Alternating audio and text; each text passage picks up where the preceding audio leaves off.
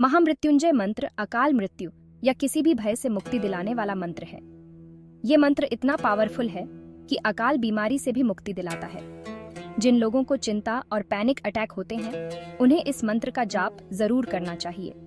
ये हमारे मन को शांत करता है। तो फिर रोज महामृत्युंजय मंत्र का जाप कीजिए और जिंदगी में शांति और सुरक्षा पाइए। त्र्यम्बकं यजामहे सुगन्धिं पुष्टिवर्धनम् उर्वारुकमिव बन्धनान् मृत्योर्मुक्षीयमामृतात्।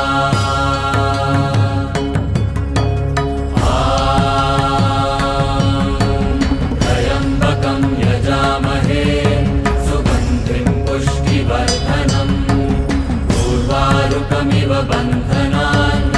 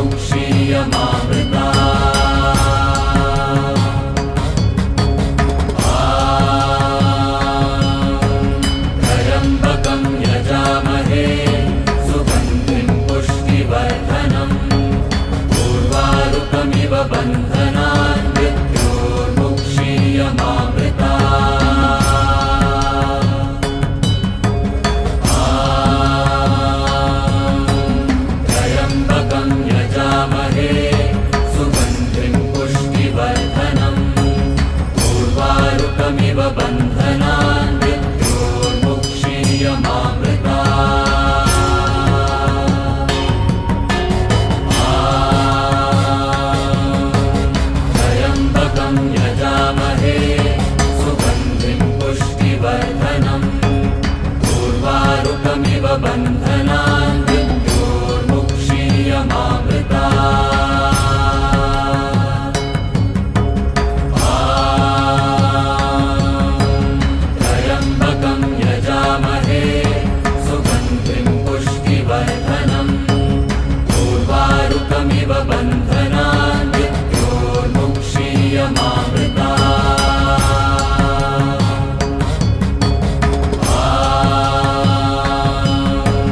त्र्यम्बकं यजामहे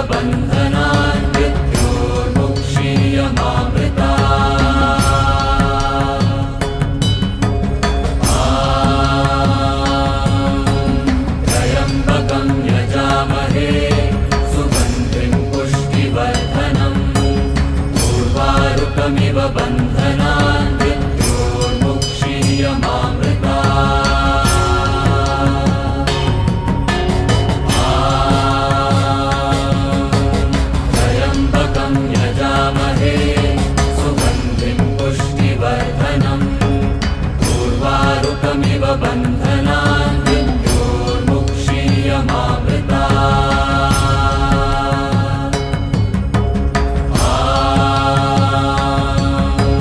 त्र्यम्बकं यजामहे सुगन्धिं पुष्टिवर्धनम् उर्वारुकमिव बन्धनान् मृत्योर्मुक्षीयमामृता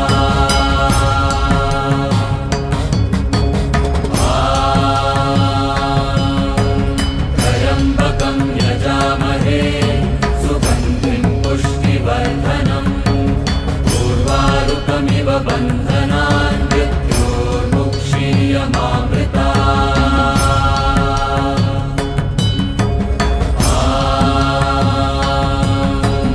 त्र्यम्बकं यजामहे सुगन्धिं पुष्टिवर्धनम् उर्वारुकमिव बन्धनान् मृत्योर्मुक्षीयमामृता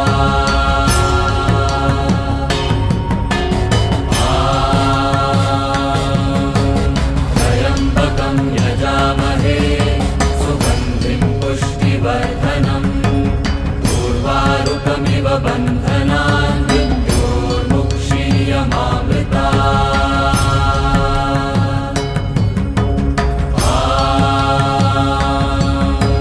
त्र्यम्बकं यजामहे सुगन्धिं पुष्टिवर्धनम् उर्वारुकमिव बन्धनान् मृत्योर्मुक्षीयमामृता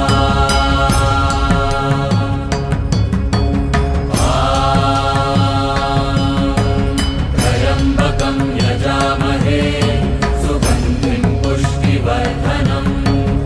उर्वारुकमिव बन्धनान् मृत्योर्मुक्षीयमामृता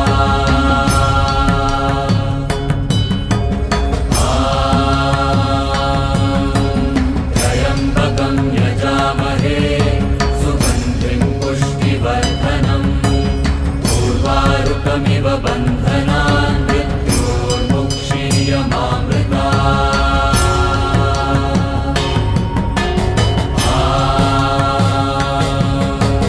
त्र्यम्बकं यजामहे सुगन्धिं पुष्टिवर्धनम् उर्वारुकमिव बन्धनान् मृत्योर्मुक्षीयमामृता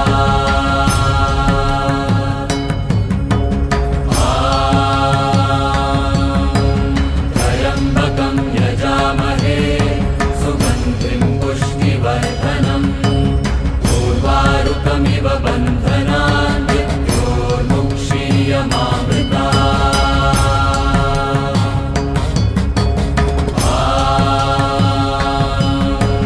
त्र्यम्बकं यजामहे सुगन्धिं पुष्टिवर्धनम् उर्वारुकमिव बन्धनान् मृत्योर्मुक्षीयमामृता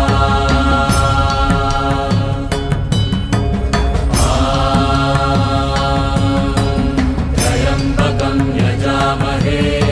सुगन्धिं पुष्टिवर्धनम्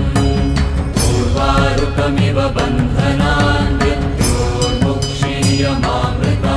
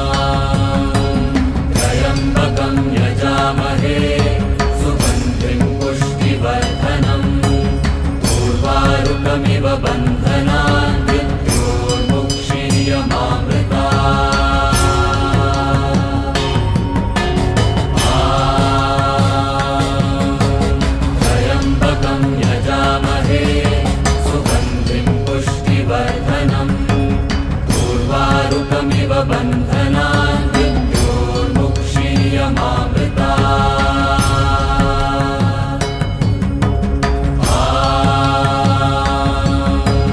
त्र्यम्बकं यजामहे सुगन्धिं पुष्टिवर्धनम् उर्वारुकमिव बन्धनान् मृत्योर्मुक्षीयमामृता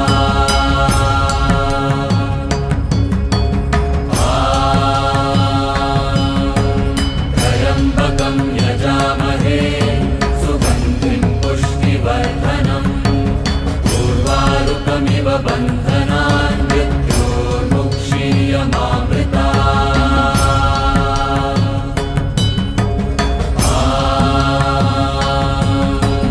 त्र्यम्बकं यजामहे सुगन्धिं पुष्टिवर्धनम् उर्वारुकमिव बन्धनान् मृत्योर्मुक्षीयमामृता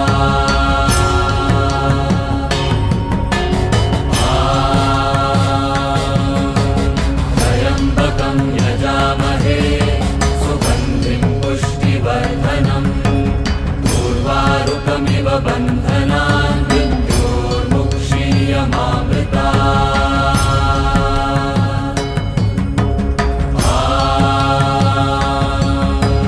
त्र्यम्बकं यजामहे सुगन्धिं पुष्टिवर्धनम् उर्वारुकमिव बन्धनान् मृत्योर्मुक्षीयमामृता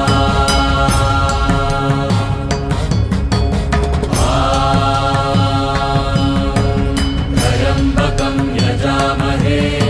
सुगन्धिं पुष्टिवर्धनम् उर्वारुकमिव बन्धनान् मृत्योर्मुक्षीयमामृता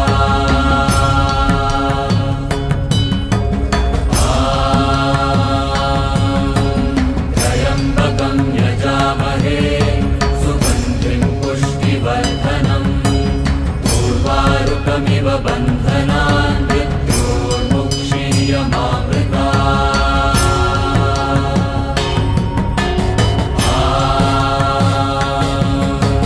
त्र्यम्बकं यजामहे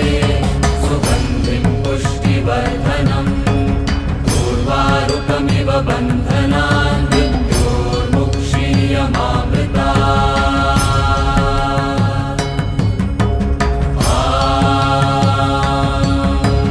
त्र्यम्बकं यजामहे सुगन्धिं पुष्टिवर्धनम् उर्वारुकमिव बन्धनान् मृत्योर्मुक्षीयमामृता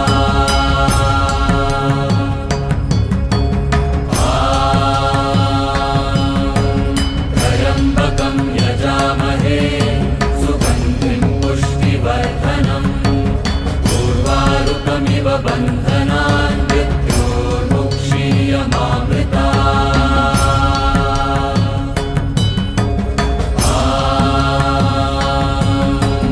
त्र्यम्बकं यजामहे सुगन्धिं पुष्टिवर्धनम् उर्वारुकमिव बन्धनान् मृत्योर्मुक्षीयमामृता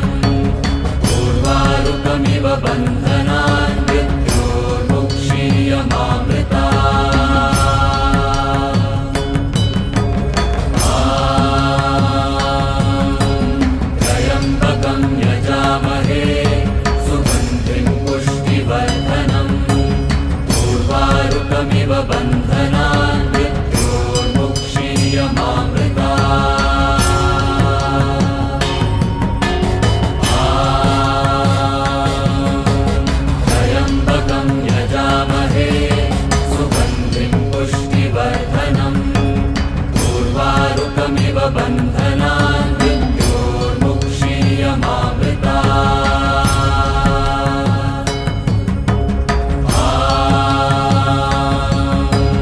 त्र्यम्बकं यजामहे सुगन्धिं पुष्टिवर्धनम् उर्वारुकमिव बन्धनान् मृत्योर्मुक्षीयमामृता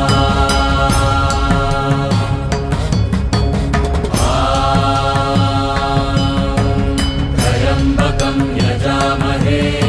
सुगन्धिं पुष्टिवर्धनम् उर्वारुकमिव बन्धनान् मृत्योर्मुक्षीयमामृता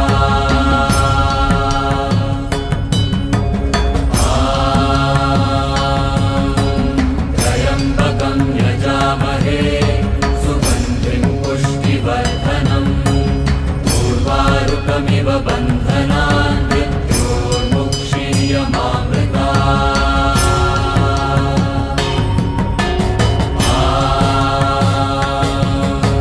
त्र्यम्बकं यजामहे सुगन्धिं पुष्टिवर्धनम् उर्वारुकमिव बन्धनान् मृत्योर्मुक्षीयमामृता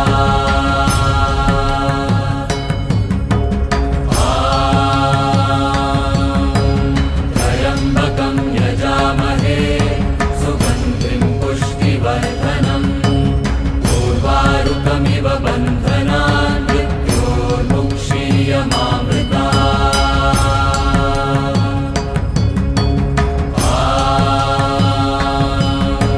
त्र्यम्बकं यजामहे सुगन्धिं पुष्टिवर्धनम् उर्वारुकमिव बन्धनान् मृत्योर्मुक्षीयमामृता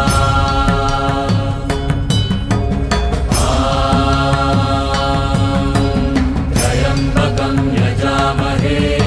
सुगन्धिं पुष्टिवर्धनम्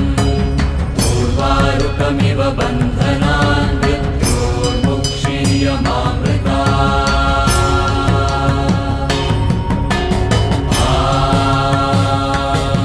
त्र्यम्बकं यजामहे सुगन्धिं पुष्टिवर्धनम् उर्वारुकमिव बन्धनान् मृत्योर्मुक्षीयमामृता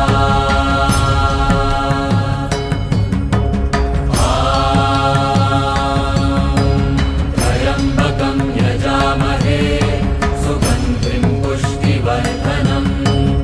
उर्वारुकमिव बन्धनान् मृत्योर्मुक्षीयमामृता त्र्यम्बकं यजामहे सुगन्धिं पुष्टिवर्धनम् उर्वारुकमिव बन्धनान् मृत्योर्मुक्षीयमामृता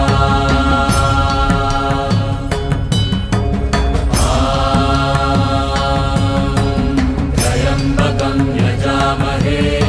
सुगन्धिं पुष्टिवर्धनम्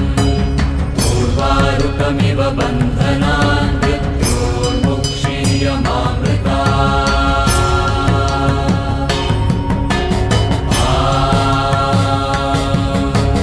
त्र्यम्बकं यजामहे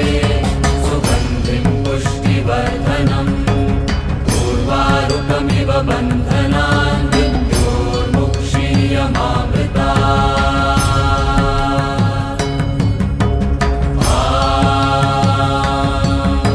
त्र्यम्बकं यजामहे सुगन्धिं पुष्टिवर्धनम् उर्वारुकमिव बन्धनान् मृत्योर्मुक्षीयमामृता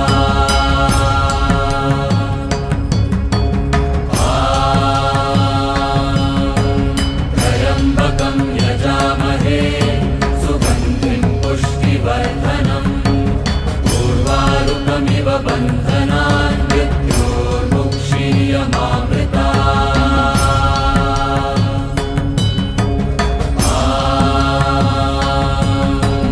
त्र्यम्बकं यजामहे सुगन्धिं पुष्टिवर्धनम् उर्वारुकमिव बन्धनान् मृत्योर्मुक्षीयमामृता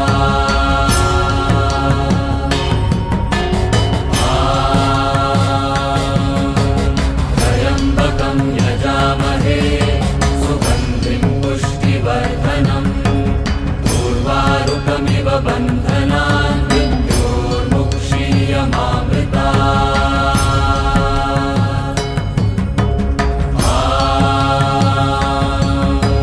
त्र्यम्बकं यजामहे सुगन्धिं पुष्टिवर्धनम् उर्वारुकमिव बन्धनान् मृत्योर्मुक्षीयमामृता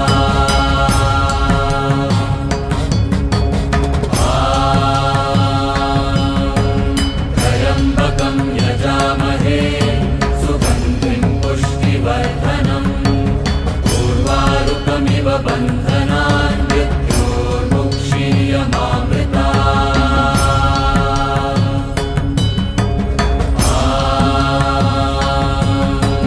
त्र्यम्बकं यजामहे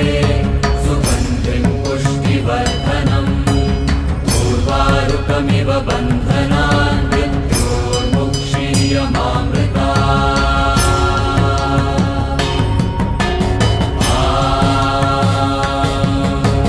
त्र्यम्बकं यजामहे सुगन्धिं पुष्टिवर्धनम् उर्वारुकमिव बन्धनान् मृत्योर्मुक्षीयमामृता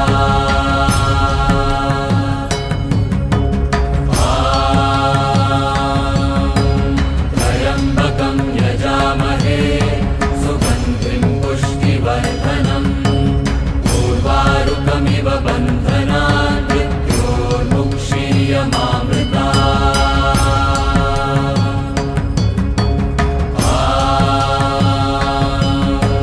त्र्यम्बकं यजामहे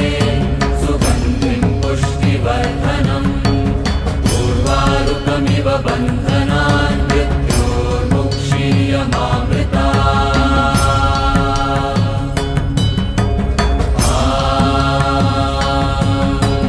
त्र्यम्बकं यजामहे सुगन्धिं पुष्टिवर्धनम् उर्वारुकमिव बन्धनान् मृत्योर्मुक्षीयमामृता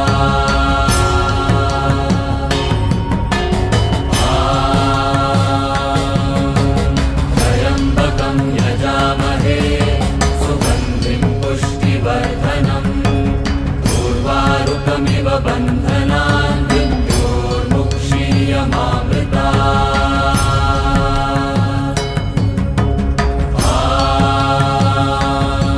त्र्यम्बकं यजामहे सुगन्धिं पुष्टिवर्धनम् उर्वारुकमिव बन्धनान् मृत्योर्मुक्षीयमामृता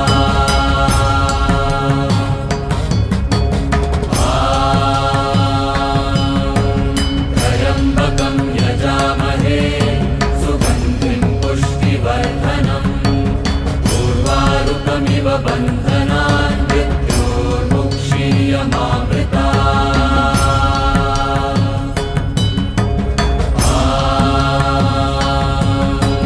त्र्यम्बकं यजामहे सुगन्धिं पुष्टिवर्धनम् उर्वारुकमिव बन्धनान् मृत्योर्मुक्षीयमामृता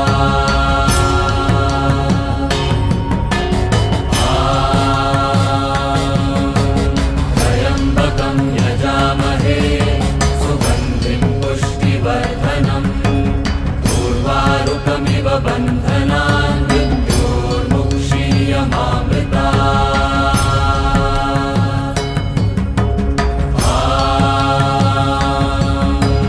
त्र्यम्बकं यजामहे सुगन्धिं पुष्टिवर्धनम् उर्वारुकमिव बन्धनान् मृत्योर्मुक्षीयमामृता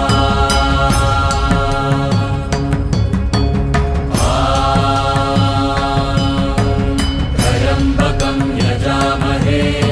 सुगन्धिं पुष्टिवर्धनम्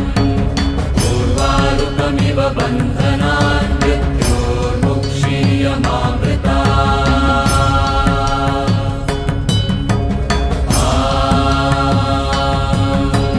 त्र्यम्बकं यजामहे सुगन्धिं पुष्टिवर्धनम् उर्वारुकमिव बन्धनान् मृत्योर्मुक्षीयमामृता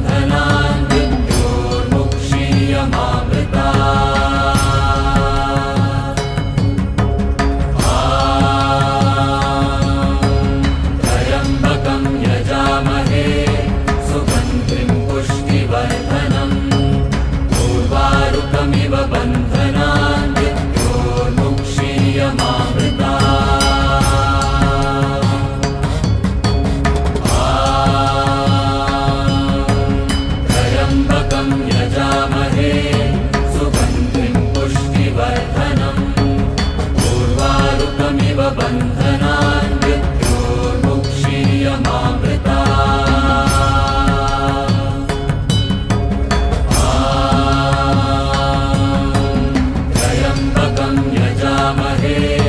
सुगन्धिं पुष्टिवर्धनम् उर्वारुकमिव बन्धनान्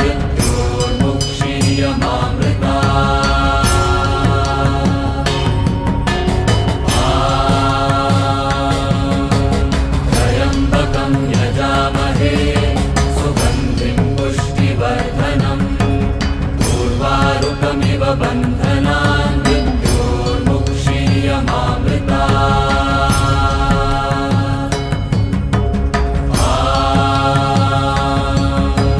त्र्यम्बकं यजामहे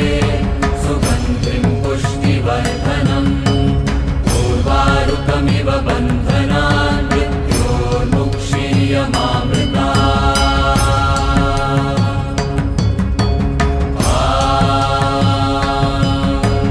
त्र्यम्बकं यजामहे सुगन्धिं पुष्टिवर्धनम् उर्वारुकमिव बन्धनान्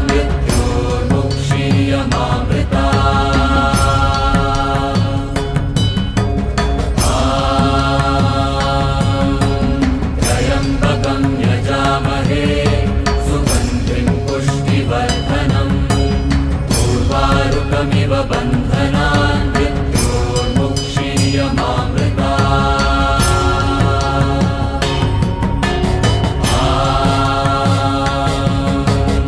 त्र्यम्बकं यजामहे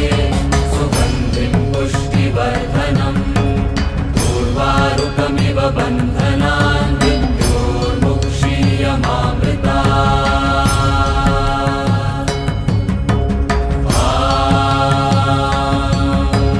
त्र्यम्बकं यजामहे सुगन्धिं पुष्टिवर्धनम् उर्वारुकमिव बन्धनान्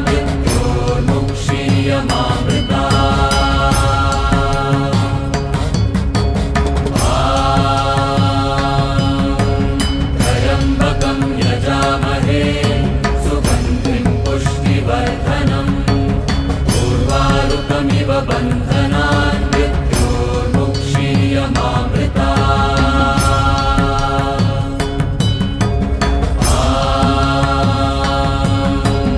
त्र्यम्बकं यजामहे सुगन्धिं पुष्टिवर्धनम् उर्वारुकमिव बन्धनान्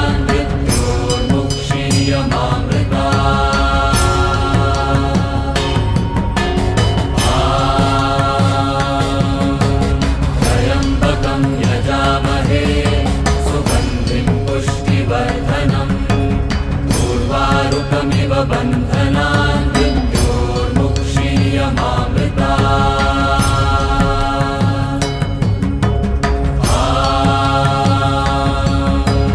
त्र्यम्बकं यजामहे सुगन्धिं पुष्टिवर्धनम् उर्वारुकमिव बन्धनान्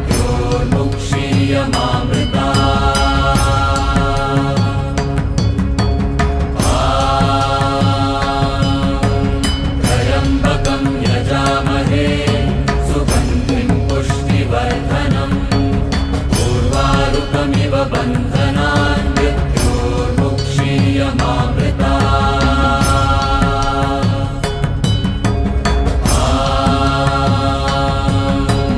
त्र्यम्बकं यजामहे सुगन्धिं पुष्टिवर्धनम् उर्वारुकमिव बन्धनान्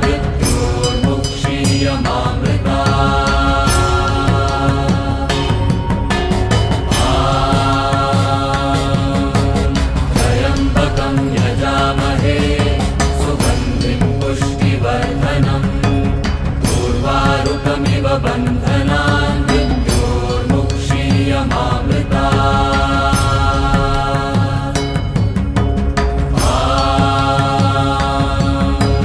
त्र्यम्बकं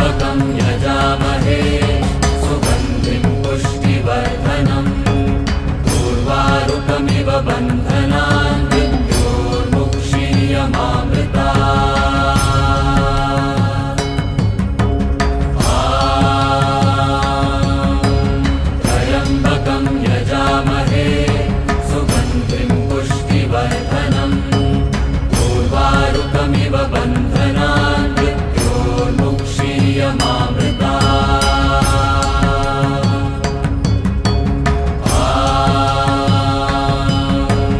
त्र्यम्बकं यजामहे सुगन्धिं पुष्टिवर्धनम् उर्वारुकमिव बन्धनान् मृत्योर्मुक्षीयमामृता